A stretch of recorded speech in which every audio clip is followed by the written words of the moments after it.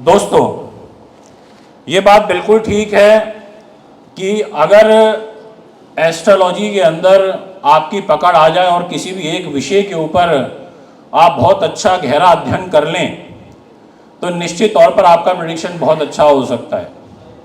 अब सौरव कपूर जी ने जैसा भी कहा कि हम ये डॉक्टर हैं होम्योपैथी के, अगर ये थोड़ा सा मेडिकल एस्ट्रोलॉजी को पढ़ लें, उसका अध्ययन कर लें और केवल सामान्य अध्ययन कर लें कि आखिर मंगल से कौन सी बीमारियां होती हैं, चंद्रमा से कौन सी बीमारियां होती हैं, सूर्य अगर कुंडली में कमज़ोर होगा तो आपके पेट को, आँखों को, हार्ट को, हड्डियों को, इनको दूषित करेगा, इस पार्ट ऑफ बॉडी को वीक करेगा। अगर आपका मंगल ट्रांजिट के अंदर कमज़ोर होगा तो आपको पाइल्स देगा, आपको मस्तिष्क संबंधी विकार देगा, आपको हेडेक देगा, आपको माइग्रेन की शिकायत देगा। अगर आपके पास इस तरीके के पेशेंट आने लगें, आपके पास इस तरीके की संख्या अधिक आने लगे तो आपके माइंड में थॉट आ जाना चाहिए कि अगर किसी को रक्त संबंधी बीमारी हो रही है, इसको बवासीर की प्रॉब्लम हो रही है, तो कहीं ना कहीं ट्रांजिट में आप देखेंगे कि या तो उसकी लगन कुंडली के हिसाब से या चंद्र लगन कुंडली के हिसाब से अगर उसका संबंध अष्टम भाव के साथ बन रहा होगा, या कर्क राशि का मंगल नीच का हो के अष्टम भाव में चल रहा होगा, या फिर वो तो उसको पाइल्स देगा। अगर उसका नीच का मंगल कर्क लगन में चल रहा होगा तो उसको मस्तिष्क की प्रॉब्लम देगा, उसको ब्रेन में कहीं ना कहीं डिस्टर्बेंस देगा। अगर बुध भी कमजोर हुआ तो अगर उसका वही नीच का मंगल सेकंड हाउस में चल रहा होगा तो उसकी वाणी में क्रोध देखने को मिलेगा, उसकी वाणी में अभद्रता देखने को मिलेगी और आप देखेंगे चेहरे पे कोई चोट लग जाएगी उसके। और अगर मंगल के साथ में केतु की युति बन गई तो फिर ऐसे में चोट दुर्घटना के भी योग बनेंगे और कहीं ना कहीं मुख पर अधिक चोट लगेगी। हमारे को ये देखना पड़ेगा कि अगर व्यक्ति बहुत डिप्रेसिंग हो रहा है, आप डॉक्टर साहब रिसर्च करिए, महीने में 8 दिन ऐसे आएंगे जब आपके पास जो संख्या बल होगा पेशेंट का वो डिप्रेशन वालों का ज़्यादा होगा। अगर आपने अनुभव किया हो तो जब चंद्र शनि की युति बनेगी 2.25 दिन, चंद्र राहु की युति बनेगी 2.25 दिन, चंद्रमा नीच का होगा 2.25 दिन, तो आप महसूस करेंगे कि व्यक्ति कहीं ना कहीं उन 2-2.25 दिनों में आपके पास कॉलिंग आने लगेगी कि घबराहट हो रही है, मन पीड़ित हो रहा है, डर लग रहा है, एंजाइटी हो रही है, ऐसी परेशानी हो रही है, छाती में दर्द हो रहा है, क्योंकि चंद्रमा छाती का कारक है, चेस्ट का कारक है, तो कहीं ना कहीं आपको इससे संबंधित कष्ट आएगा। आपको ये पता चल जाना चाहिए कि अगर आपके पास शुगर के पेशेंट एकदम से इंस्टेंट बढ़ रहे हैं, अगर उसकी इंसुलिन डिस्टर्ब हो रही है, तो आपके माइंड में थॉट आ जाना चाहिए कि कहीं ना कहीं गुरु का प्रभाव, शुक्र का प्रभाव डिस्टर्ब हो रहा है कुंडली में।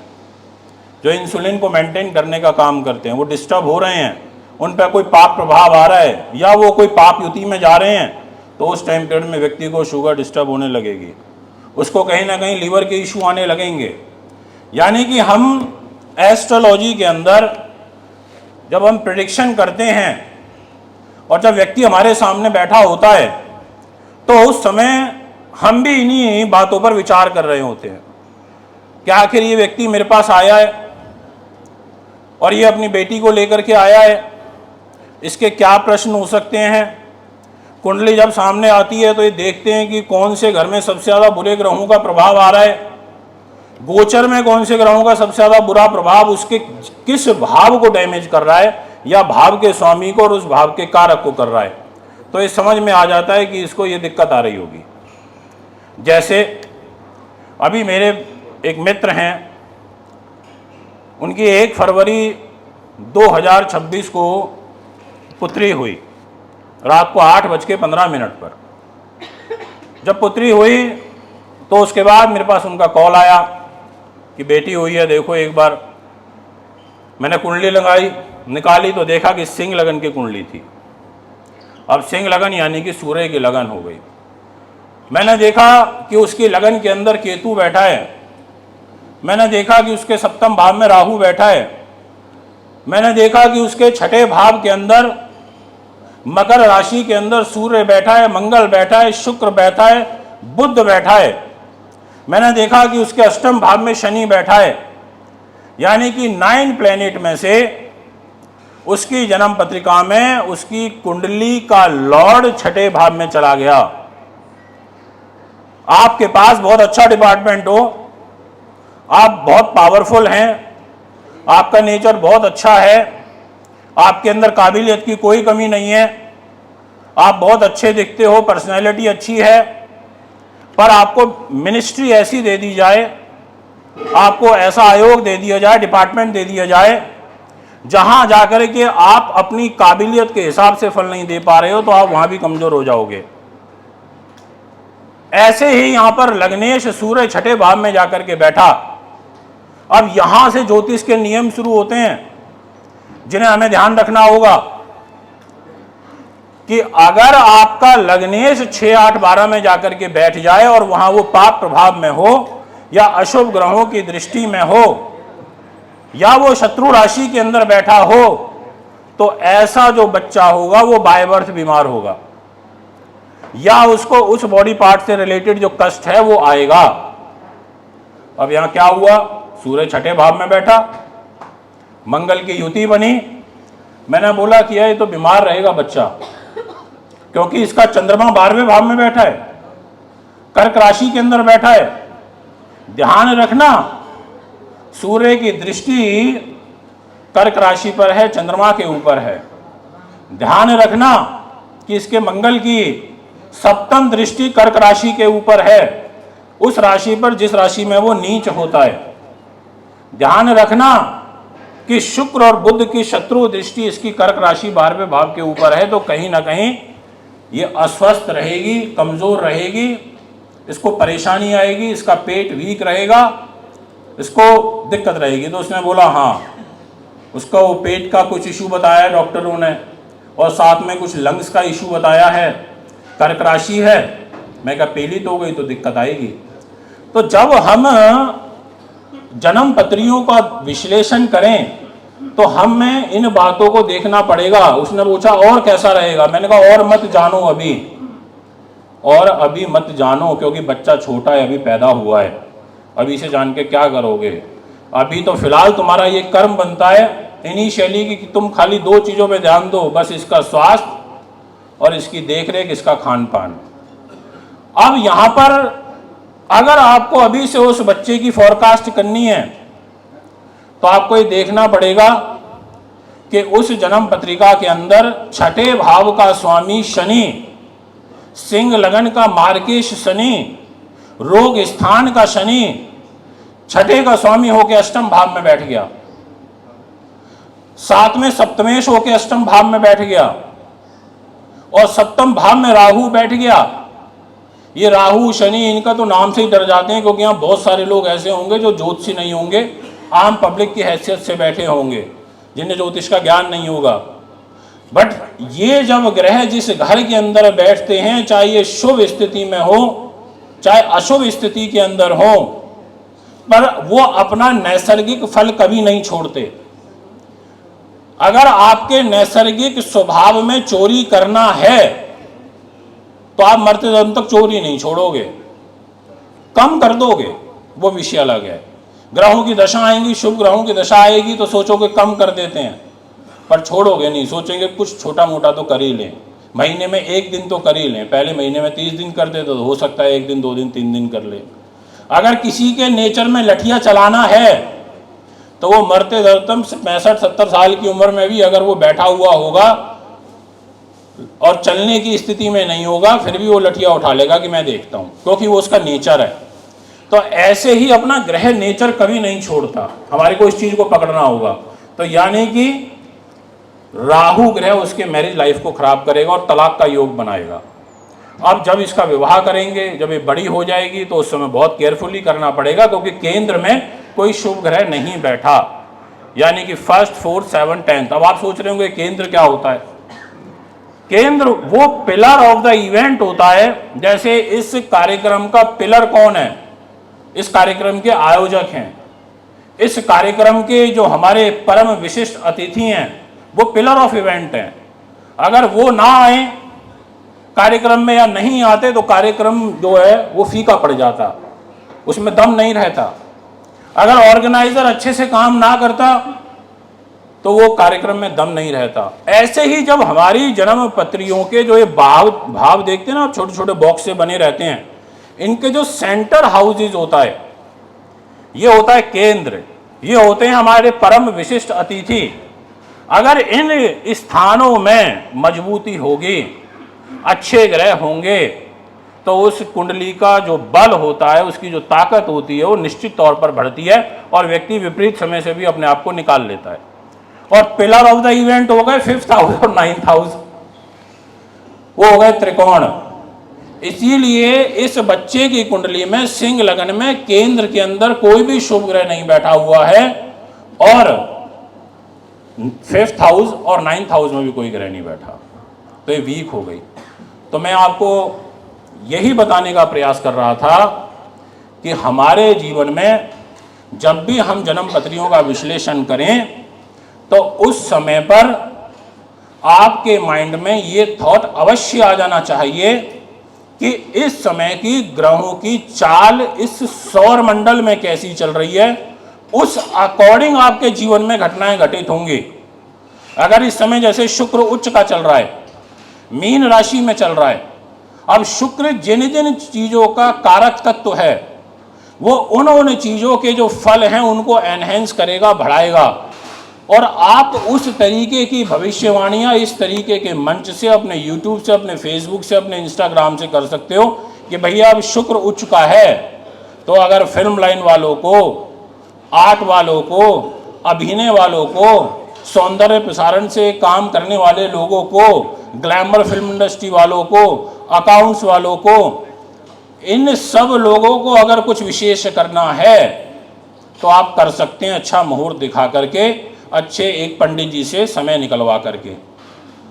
विश्व कुमार शर्मा जी ने, कृपाराम उपाध्याय जी ने बहुत अच्छी बात बोली कि कई बार ऐसा होता है कि कुंडलियां मिल जाती हैं, हम उसमें 10 में से दोष भी देख लेते हैं, गुण देख लेते हैं कि भाई 8 गुण मिल रहे हैं, केवल 2 दोष आ रहे हैं जिस तारीख का विवाह हम फाइनल कर रहे हैं।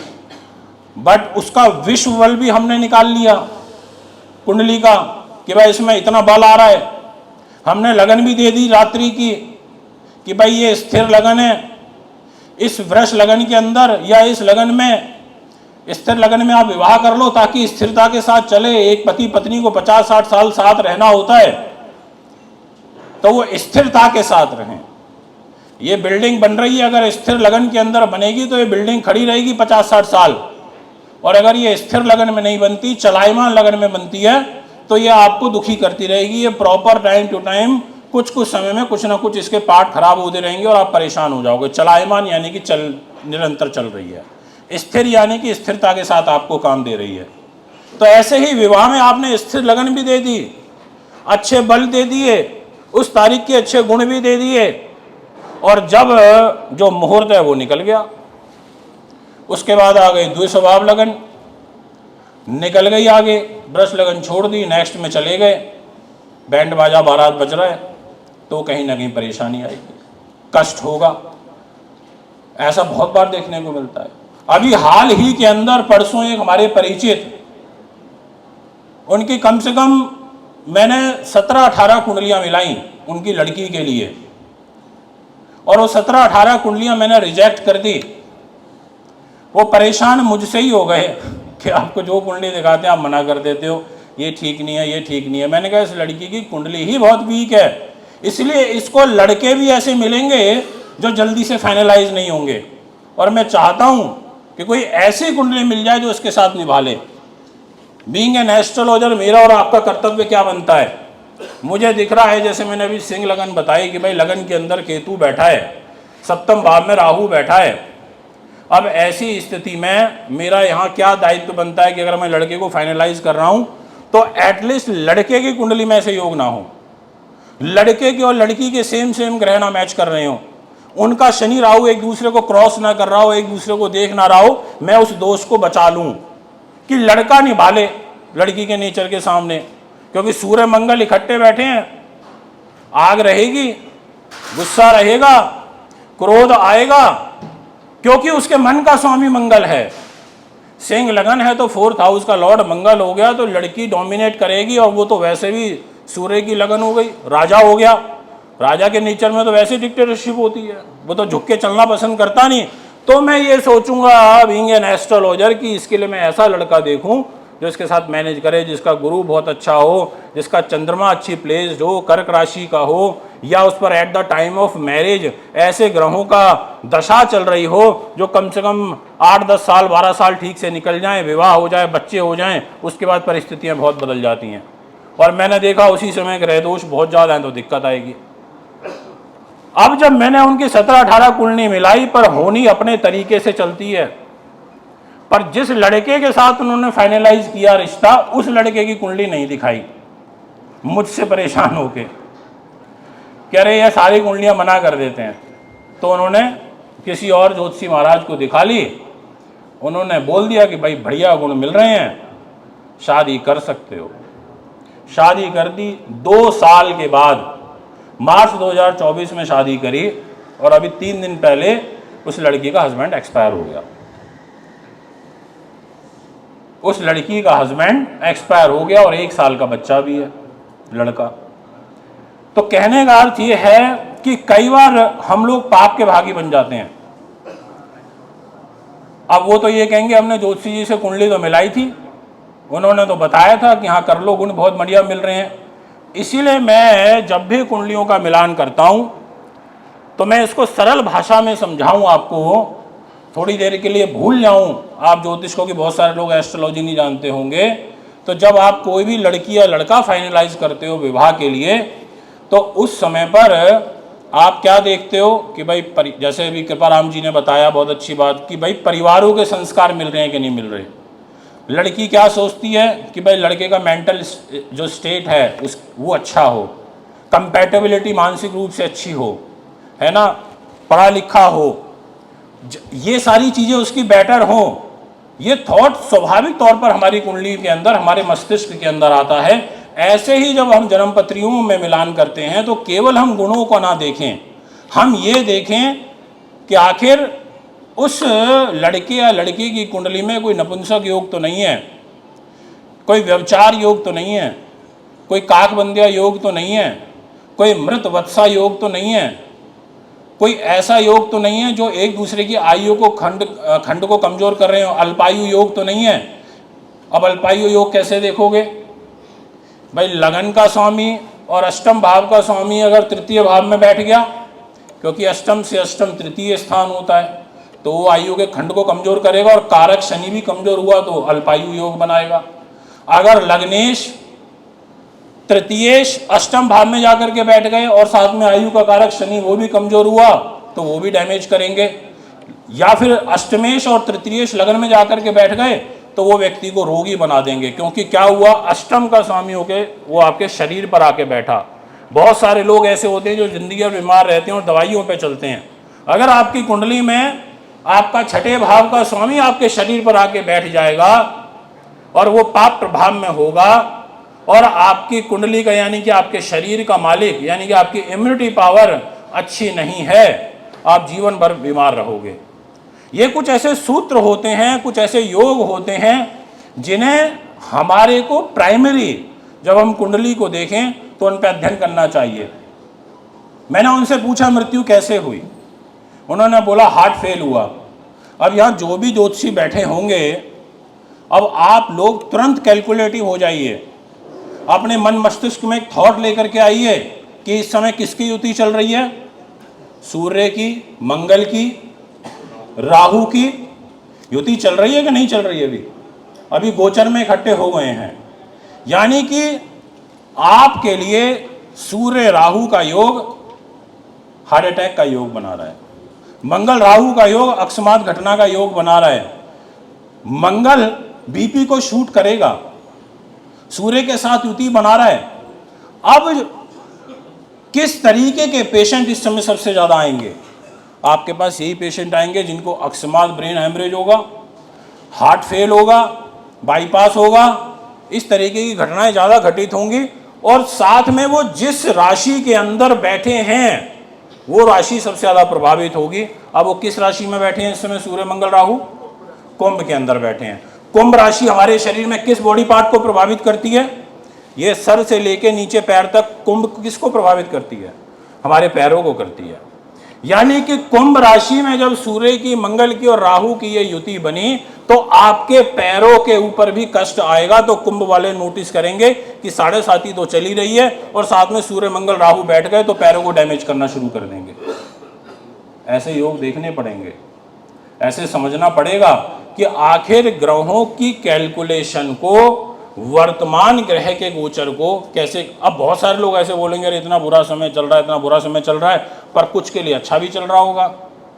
कुछ 4 राशि वाले ऐसे भी होंगे जो इस विपरीत समय में कोई एक ग्रह आपको बचा भी रहा होगा। जैसे इस समय शुक्र शनि दोनों मित्र ग्रह एक दूसरे के साथ बैठे हुए हैं, तो जो शुक्र शनि की फील्ड में होंगे या जिनकी जन्म पत्रिका में बाय बर्थ शुक्र उच्च का होगा वो बहुत आगे निकल जाएंगे। उनको ये 25 दिसंबर तक शुक्र से रिलेटेड चीज़ों में बहुत लाभ प्राप्त हो जाएगा। आपने ये देखा किसी व्यक्ति की कुंडली के अंदर गुरु और शुक्र इकट्ठे बैठे हैं, 2 ज्ञानी ग्रह, एक दैत्य गुरु शुक्र है, एक देव गुरु बृहस्पति है। 2 ज्ञानी ग्रह अगर एक साथ में बैठ गए जन्म पत्रिका के अंदर तो वो अपनी शुभता को छोड़ेंगे, चाहे बेशक एक दूसरे के शत्रु हों, वो फिर भी अपने ज्ञान को बढ़ाएंगे। शुक्र सोचेगा कि मैं अपना ज्ञान दूं, गुरु सोचेगा मैं अपना ज्ञान दूं, और अगर आपको दोनों से ज्ञान मिल जाए तो कोई नुकसान नहीं है। ज्ञान तो ज्ञान है, आपको सीखने को मिल रहा है। अब ये योग आपकी कुंडली में कहाँ बनाए ये मैटर करता है।